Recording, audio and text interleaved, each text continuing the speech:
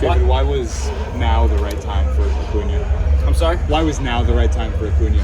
I think with Lindor yesterday, tweaking the back a little bit, we thought it was important to get a little bit of additional infield depth, a little bit of additional versatility on the bench, and so we decided to make the move. Was this spurred by Lindor, or was it in the works before Lindor? It's something we've been talking about for a while, Sure. and I think with Lindor's tweak yesterday, we thought now was the right time. Why is it something you've been talking about? What did you want to add with him? I think really it's the entirety of the skill sets, the positional versatility, the quality defense up the middle wherever you put him, and the ability on the base pass. Where have you seen him improve this year?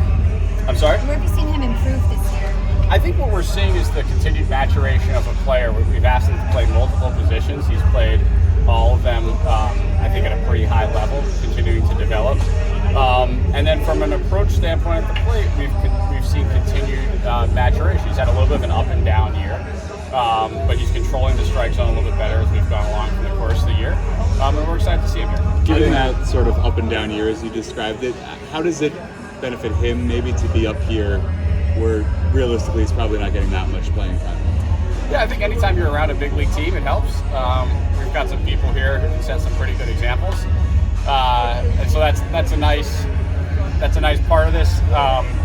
Yeah, the main part of it is because we think it's the right roster move right now to complement our team. With McNeil out and Alvarez ineligible next month, is this an open audition for him to maybe be on the postseason roster if you get there?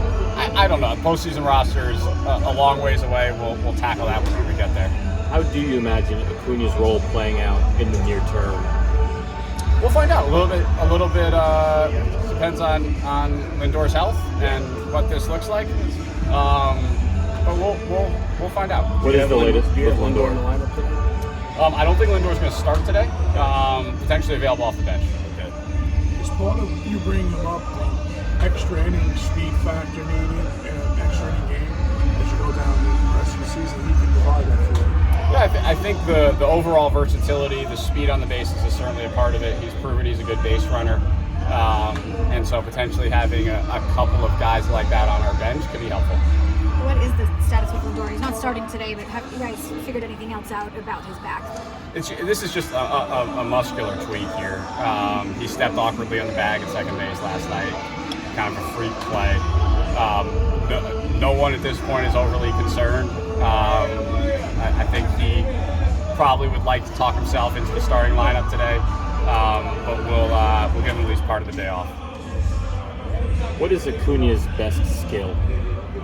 I think it's just the overarching skill set that he presents. He can impact the game on all sides of the ball. We like players like that. He's a really athletic player. And so it'll be exciting for him to get his first taste of Major League action. On a different note, have you guys learned anything or figured out anything on Paul Blackburn? Yeah. So Paul has a little bit of an unusual baseball injury. He actually has a spinal fluid leak in his mid-back. This is not a long-term scary health situation. It sounds troubling, but clearly an unusual baseball injury, and that has led to the back discomfort that he felt and progressively got worse. We're working with specialists to figure out the best treatment path for this. From a timeline perspective, I don't have one right now for you. This is an unusual baseball injury. He's a pitcher. He's a rotational athlete, and so we kind of got to get a little bit more information before I can even begin to provide a timeline for return. Do you even know if he's like shut down right now for some period of time? So as of today, he's not doing any physical activity. And you don't know how long that'll last? We do not. Yeah. How does something like that happen? I don't know. I mean, this can happen to you or me, from what I gather. I hope not. But I can't tell you I know exactly what caused this in Paul. That's a spinal fluid leak, you said? Spinal fluid leak in his mid-back. Yeah. With Nunez, are you confident he won't need Tommy John at this point, or is it too early to tell? I don't know whether the PRP will work. If it doesn't work, I don't think it's Tommy John. I think it's some other procedure. But but all the physicians we've consulted with at this point believe that the PRP is the best course of action for Nudie. What is your level of optimism that Senga will return this season? I'm pretty optimistic right now. He's feeling good.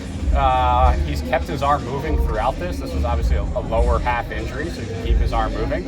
And so I think if all continues to progress as it is right now, we should see him. Anything else?